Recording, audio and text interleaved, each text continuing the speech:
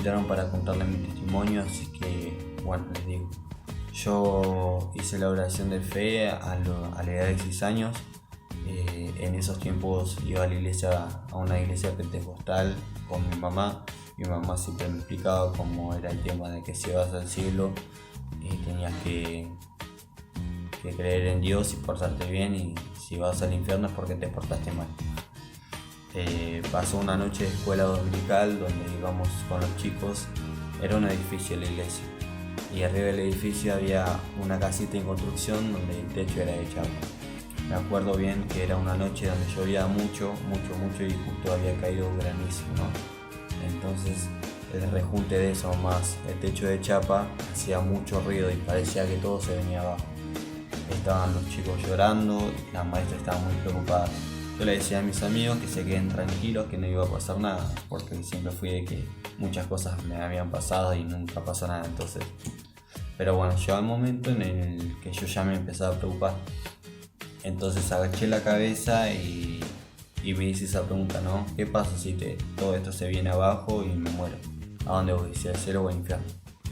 Entonces ahí fue cuando hice la oración de fe. Agaché mi cabeza, oré y dije: Señor, perdóname por mis pecados, y yo quiero ir al cielo, así. Más que arrepentirme y pedirle a Dios que me salve, no hice. Y así fue como al pasar del tiempo, pasaron unos minutos, se detuvo todo, no cayó más ni una piedra.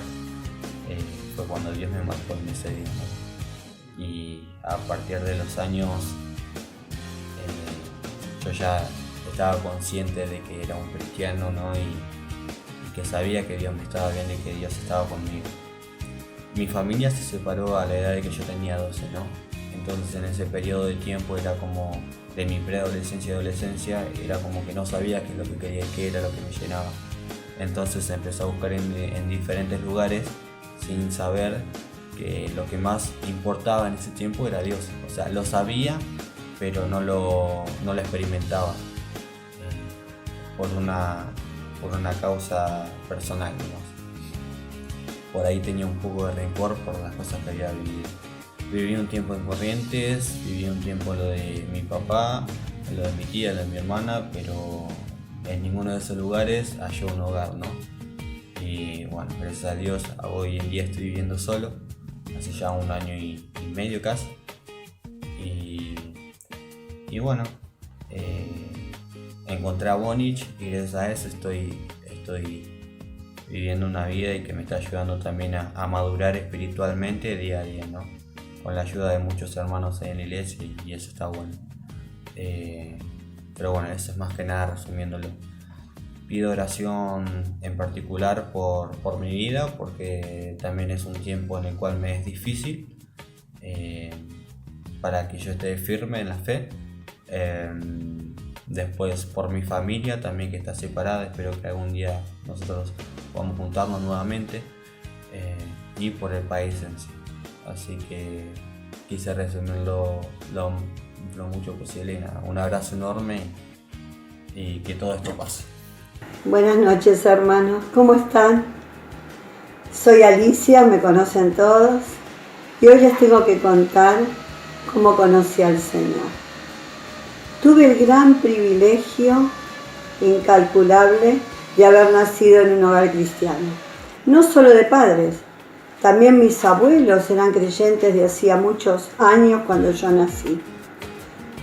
Bueno, se imaginarán el clima de la casa de los cristianos y más de aquella época, cuando se cantaba tanto, cuando nos reuníamos a leer, a orar, a hacer los devocionales. Todo eso lo fui mamando desde que nací. A los 2 añitos siempre me contaron que empecé a ir a la escuelita dominical, lo que ahora llamamos clase bíblica. Y ahí aprendí montones de cosas del Señor, me acuerdo de mis maestros, y bueno, he tenido una vida feliz, una vida hermosa. Fui creciendo con el amor de la familia, el amor de los hermanos, y el amor de mi Señor, a quien conocí desde chiquita. Pasó el tiempo, era un poco más grandecita, me veo en el patio de mi casa andando con un triciclo y cantando todos los himnos de los Samna para niños, que había un libro especial donde teníamos todas las canciones para los niños y que lo usábamos en la escuelita dominical. Bueno, cuando fui un poco más grandecita, pienso sobre los 12 años, habían venido unos hermanos a hacer propaganda de Campamento Elim. Ya había empezado Campamento Elim. A diferencia de ahora, teníamos temporadas de niñas y temporadas de niños. No iban juntos los nenes con las nenas. Entonces, me anotaron y fui por primera vez al Campamento Elim, temporada de niños. Y resulta que en ese momento la directora era nuestra hermana Consuelo Colosimo de la calle Biel, una hermana amorosa, cariñosa, simpática, agradable, que enseguida se me entró en el corazón. La quería mucho y me gustaba escuchar los mensajes que ella daba en el campamento. Una tarde, en una de esas reuniones, ¿qué tema toca? El segundo cumpleaños. Y hizo énfasis en todo el tiempo del mensaje que así como tenemos un día el que recordamos durante toda nuestra vida con alegría, que es el día que nacimos y hacemos nuestro cumpleaños, como hijas de Dios tenemos que tener una segunda fecha que siempre recordemos y festejemos, que era cuando el Señor entró en nuestro corazón, cuando le conocimos.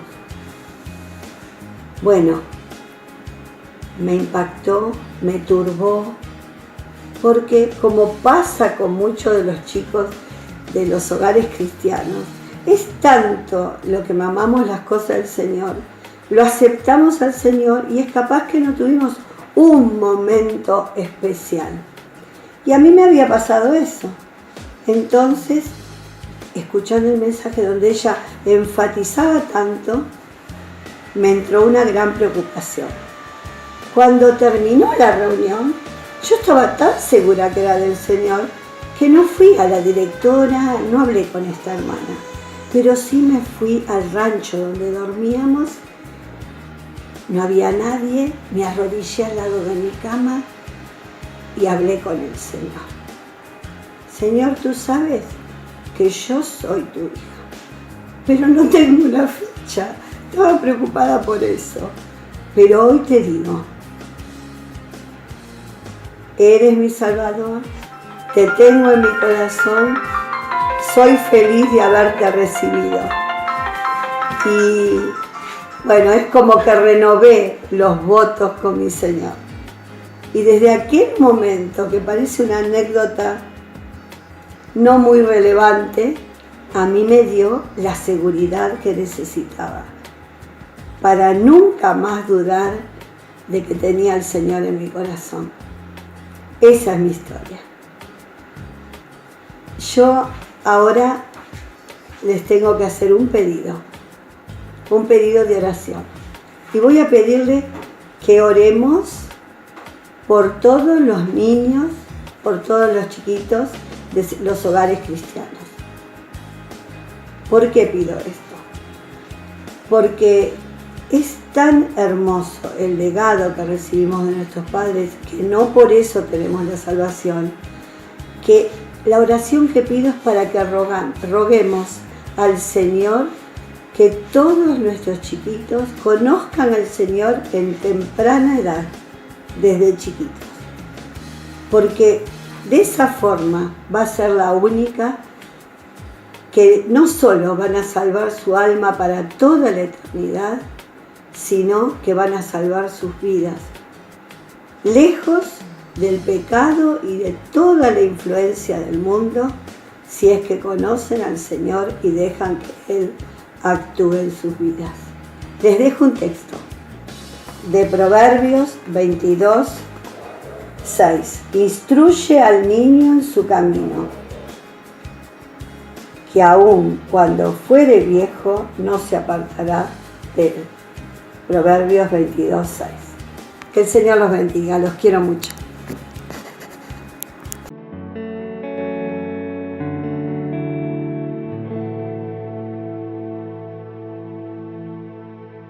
Muy buenas noches, hermanos. Qué bueno es volver a encontrarnos por este medio una vez más.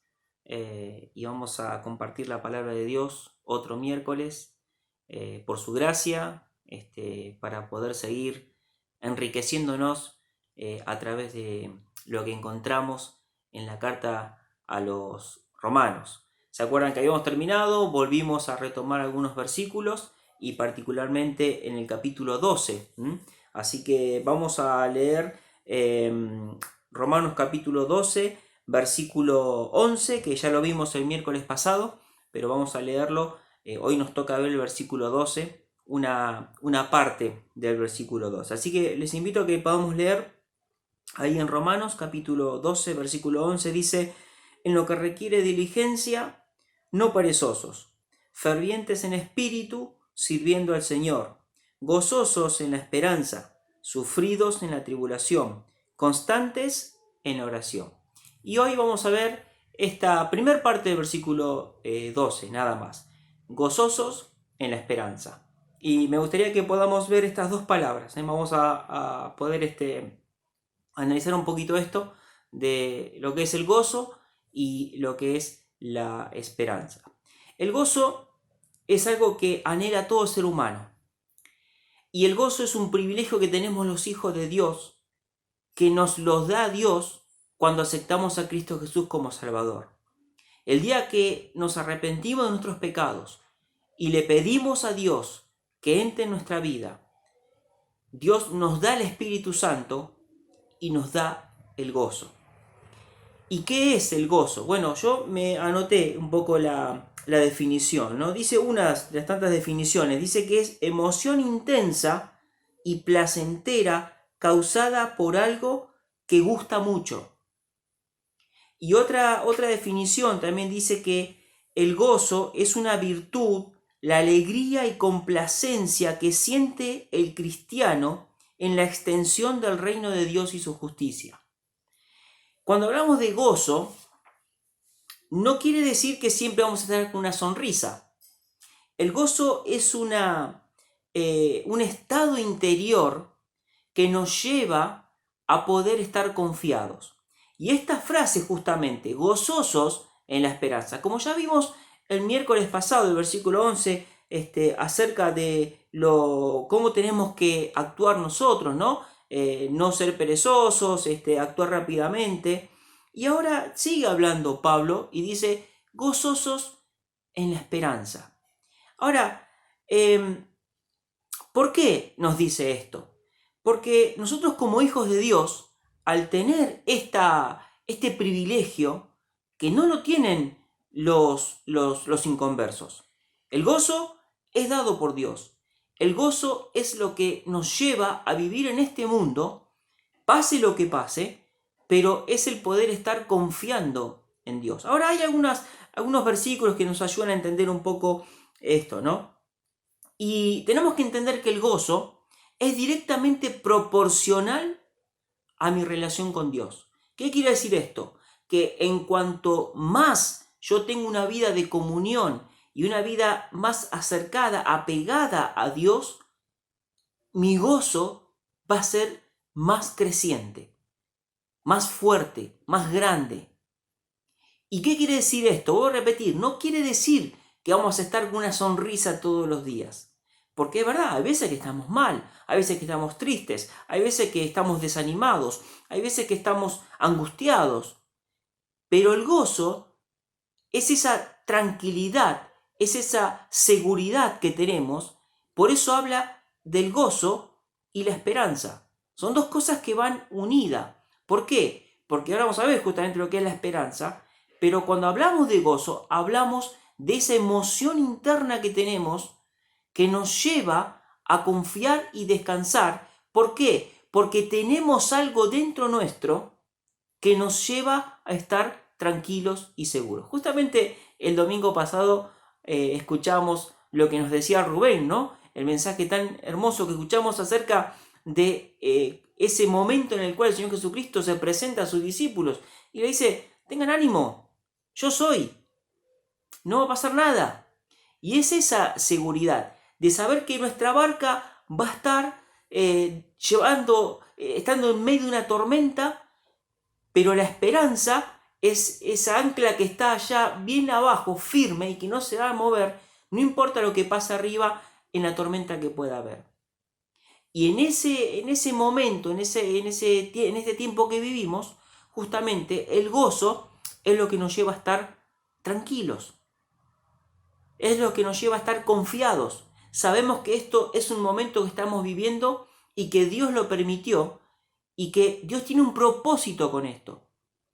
Y pase lo que pase en nuestra vida, tenemos que saber que todo lo que Dios permite es para nuestro bien y que tenemos que aceptar lo que Dios nos da con este gozo, con esta tranquilidad, con esta emoción de saber que estamos transitando un camino esperando algo de la promesa de Dios, que es firme y que no va a cambiar.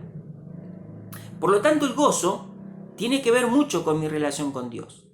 Ahora, tenemos que entender que la salvación no se pierde. Esto está claro, ¿no? La salvación no se pierde. Nosotros, el día que aceptamos al Señor Jesús como Salvador, Dios nos sella con el Espíritu Santo, dice que es las arras, de ese adelanto que Dios nos dio para que luego podamos disfrutar eternamente en su presencia. Tenemos el Espíritu Santo en nosotros y la salvación no se pierde. Ahora, el gozo, dijimos que es directamente proporcional a mi relación con Dios. Y si yo caigo en pecado y soy persistente en el pecado y continúo en el pecado sin arrepentirme, sin ir a Dios, mi gozo queda en un estado caótico, desesperante. Y eso es lo que me lleva justamente a vivir una vida totalmente desgraciada. Porque no hay nada peor que poder experimentar el gozo y caer en pecado y perder eso, dejar ese gozo, sentir que no tenemos ese gozo, sentir que no tenemos esa tranquilidad, que Dios está gobernando mi vida. Y allí empiezan las dificultades, los problemas y una gran cantidad de cosas. Ahora fíjense en lo que nos dice ahí, que el gozo es una de las cualidades del reino de Dios. Es importante destacar que la carta de Pablo a los romanos habla mucho acerca de esto. Fíjense en lo que dice ahí, que ya lo vimos en el capítulo 14, versículo 17. Dice: porque el reino de Dios no es comida ni bebida, sino justicia, paz y gozo en el Espíritu Santo. Es decir, el reino de Dios, la cualidad que tiene el reino de Dios es que es paz y gozo. Y eso tenemos que entenderlo porque nos lleva justamente a nosotros a decir, bueno, es algo que Dios nos da de Él. Y es algo que el mundo no tiene. ¿Qué hace el mundo? Trata de buscar cosas que le da esa alegría pasajera, momentánea. Lo vivimos nosotros antes de recibir al Señor Jesús como Salvador. Buscábamos cosas que nos pudieran dar tranquilidad, que nos den felicidad. Y tratábamos en buscar en cosas huecas que podíamos disfrutar un rato, pero pasado eso, volvíamos otra vez al estado de tristeza, de angustia, de soledad, porque no teníamos el gozo de Dios, el gozo de la salvación. Por eso es que allí una de las cualidades del reino de Dios es el gozo.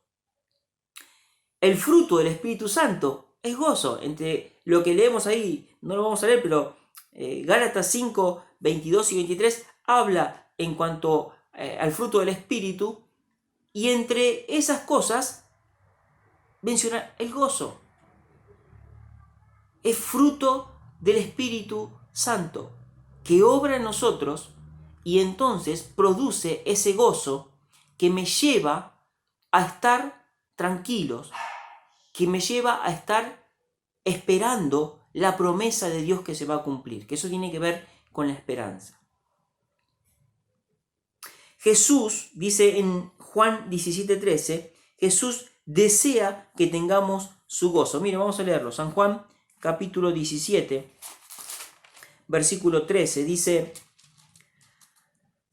pero ahora voy a ti, le está hablando el Señor Jesús al Padre, pero ahora voy a ti, y hablo en el mundo para que tengan mi gozo cumplido en sí mismo. El Señor Jesús quería y quiere que tengamos su gozo cumplido en nosotros.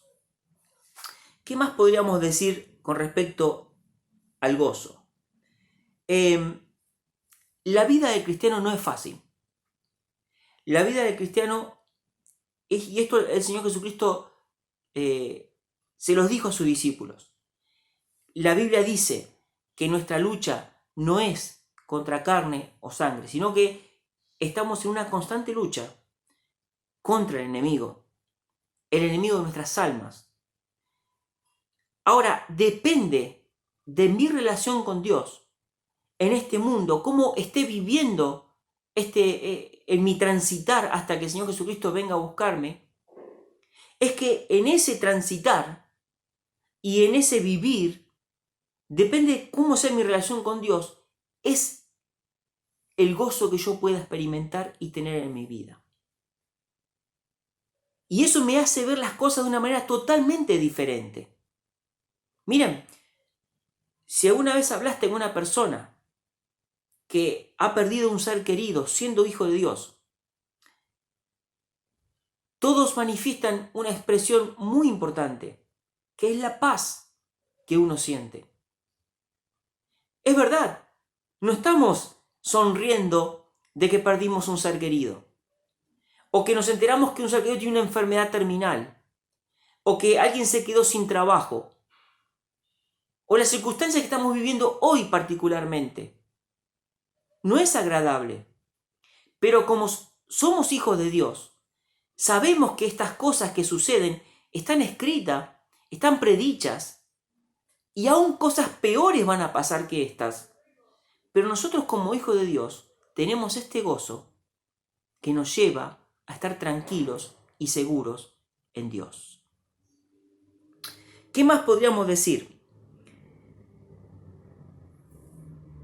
Vamos a pasar momentos de sufrimiento. Estamos pasando momentos de sufrimiento. Y cada día que pasa,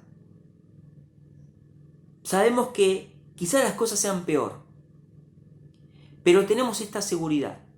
Y el consejo que acá leemos en Romanos dice: gozosos en la esperanza. Es decir, en esta emoción interna que tenemos, en esta tranquilidad, en esta satisfacción que tenemos de saber que estamos en las manos de Dios. Y cuando hablamos de esperanza, la esperanza nos lleva a pensar, dice que es la confianza, expectativa, seguridad, deseo expectante. Y en la carta de Pablo a los romanos esto se repite 9 veces en esta carta. Pablo habla mucho de esto y nos insta y nos exhorta a que podamos estar tranquilos, seguros, porque Dios cumple sus promesas. La palabra esperanza significa confianza, expectativa, seguridad. Habla de esa promesa de Dios que se va a cumplir. Y todo lo que está pasando está en los planes de Dios y está bajo la mirada de Dios. Está establecido por Dios. Nada de lo que está sucediendo queda afuera de lo que Dios tiene pensado en su plan y en su estrategia para con el pueblo gentil, para con el pueblo de Israel, para toda la humanidad. Por eso es que nosotros tenemos que estar tranquilos. Eso es el gozo. Y tenemos que estar confiados. Dios cumple sus promesas. Ahora, En Romanos 8:24, que ya lo hemos estudiado también, fíjense que allí dice, ¿no? Se los leo rápidamente. Romanos 8:24, porque en esperanza fuimos salvos, pero la esperanza que se ve no es esperanza, porque lo que alguno ve, ¿a qué esperarlo? Fíjense que bien lo define acá el escritor. Dice, porque en esperanza fuimos salvos. Es decir, nosotros cuando fuimos fuimos salvados por fe. Nosotros depositamos nuestra fe en Dios, que es nuestra esperanza. Ahora vamos a ver también con respecto a eso, ¿no? Pero, y la esperanza que acá nosotros podemos ver aún desafía lo que es razonal. Claro, cuando uno habla de esto, cuando uno habla con sus compañeros en el trabajo o con tu vecino y le contás lo que Dios hizo en tu vida, y más aún, yo nací en un lugar cristiano, ¿no? Pero cuando uno escucha esos testimonios que Dios salvó a gente del alcoholismo, de las drogas, de la prostitución, de la delincuencia, cuando uno escucha eso y ve los cambios de vida, claro, sí, va en contra de la razón. Y la esperanza justamente habla de eso, porque como dice acá, lo que se ve, ¿qué motivo tiene esperarlo? Estamos esperando algo que no lo vemos y que nos manejamos por fe.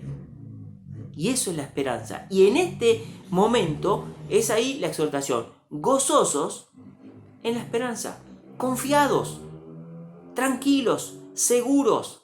Es verdad, no estamos sonriendo por lo que estamos viviendo, pero yo descanso en las manos de Dios. Y Él es el que nos va llevando y que nos va transportando. Y aún, hermanos, quizás tengamos que pasar momentos difíciles.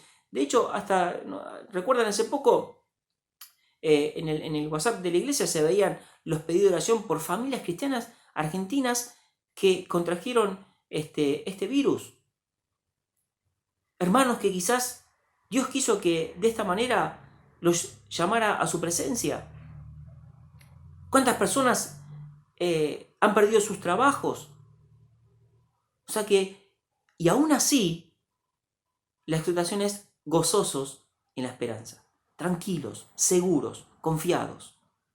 Pero hay más con respecto a la esperanza. Allí, cuando habla de Abraham, en Romanos también, ahí en Romanos 4:18, dice que Abraham creyó en esperanza contra esperanza. Y él creyó lo que Dios le dijo, y aún siendo un hombre mayor, justamente esto de que va en contra de la razón, Abraham ya era un hombre grande y no había tenido hijos, y sin embargo Dios le estaba diciendo que iba a tener una descendencia que no la iba a poder contar. Y no había tenido ni siquiera un hijo, y era un hombre mayor. Dice que creyó en esperanza contra esperanza. ¿Qué hablar de los salmos, no? Miren, yo rescaté 2 salmos que a mí me gustan mucho. Vamos a leerlo. Primero, el Salmo 62:5. Dice allí el salmista, Salmo 62:5. Alma mía, en Dios solamente reposa, porque de Él es mi esperanza. En Dios solamente reposa, porque de Él es mi esperanza. Miren, si hay alguien que pasó momentos difíciles, justamente, el salmista expresa de esta manera lo que él estaba viviendo. Y no había otro lugar donde su alma podía reposar, sino en las promesas de Dios, sino en Dios mismo, que era su esperanza. Él sabía que podía pasar muchas cosas difíciles, contrarias, pero su esperanza era Dios. Y él estaba seguro de esto y podía decirle, alma mía, reposa, reposa, quédate tranquila, Dios es mi esperanza y no va a pasar nada que Él no lo establezca. No me va a suceder nada que Él no quiera que me suceda.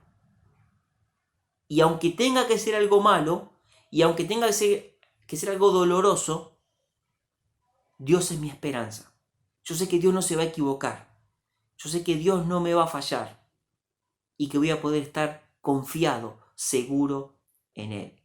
Y el otro salmo que quiero compartirles ahí nomás, el 71, Salmo 71, versículos 4 y 5, dice: Dios mío, líbrame de la mano del impío, de la mano del perverso y violento, porque tú, oh Señor Jehová, eres mi esperanza, seguridad mía desde mi juventud. Allí esa amistad también podía decirle: Dios, líbrame de la mano del enemigo. Dejo delante de ti mi ruego, mi súplica. Pero el salmista no se olvidaba de esto. Le decía: en ti, porque tú, oh Señor Jehová, eres mi esperanza, seguridad mía desde mi juventud. Qué bueno que a través de los años uno pueda ir experimentando esto. Desde mi juventud has sido mi seguridad. He creído en ti, he depositado mi fe en ti. Y a pesar de mis errores, a pesar de mis flaquencias, de mi flaqueza, a pesar de mis fracasos y de las cosas que hago que no te agradan, Dios, Él sigue estando firme. Dios es mi esperanza.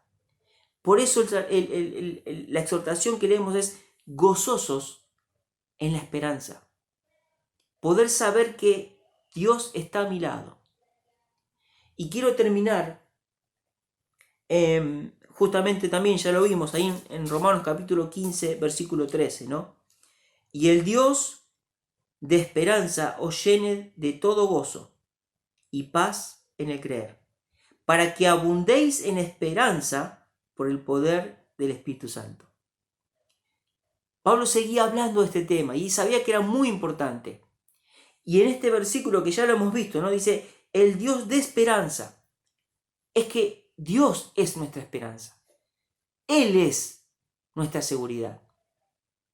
Este Dios de promesas, este Dios que desafía la razón misma y que nos ha demostrado con hechos que Él cumple sus promesas y que no falla a pesar de lo que somos nosotros.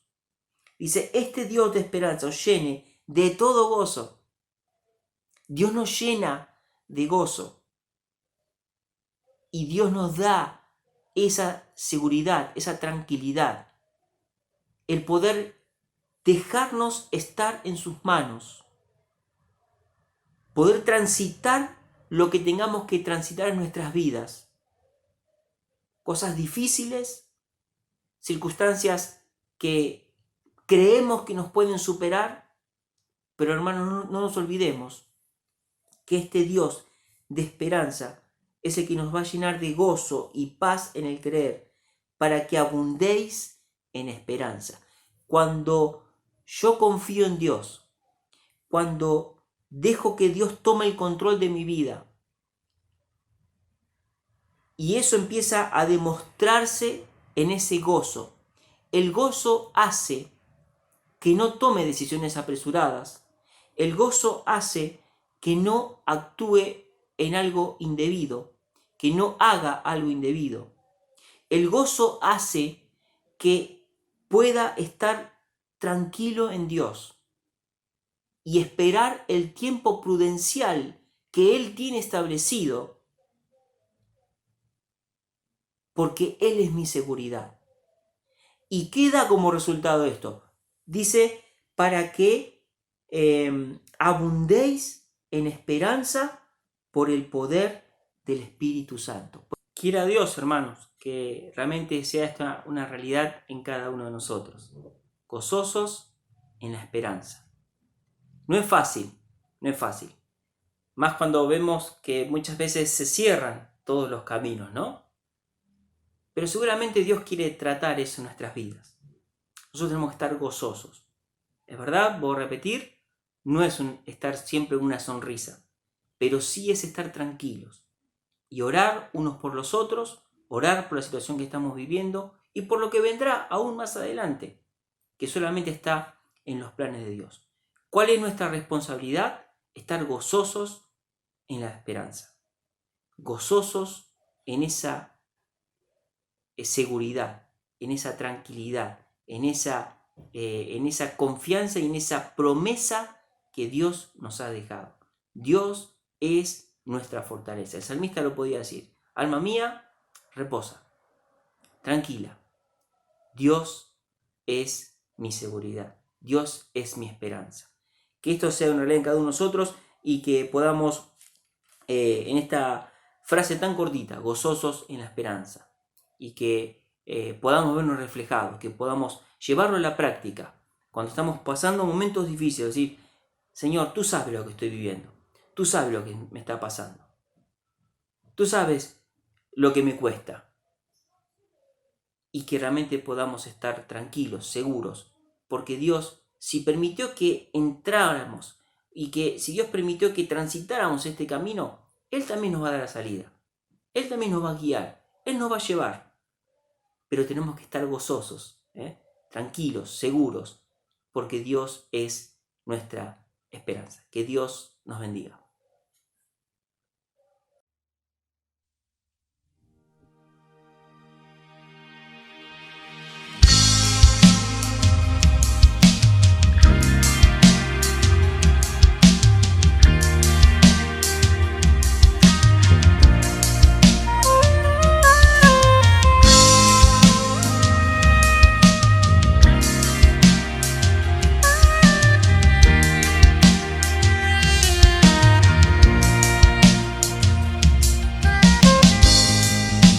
Desolado ya no más, somos herederos con Jesús, extranjeros ya no más, ahora somos hijos por la cruz, somos reino de luz, nuestra bandera, la cruz de Jesús.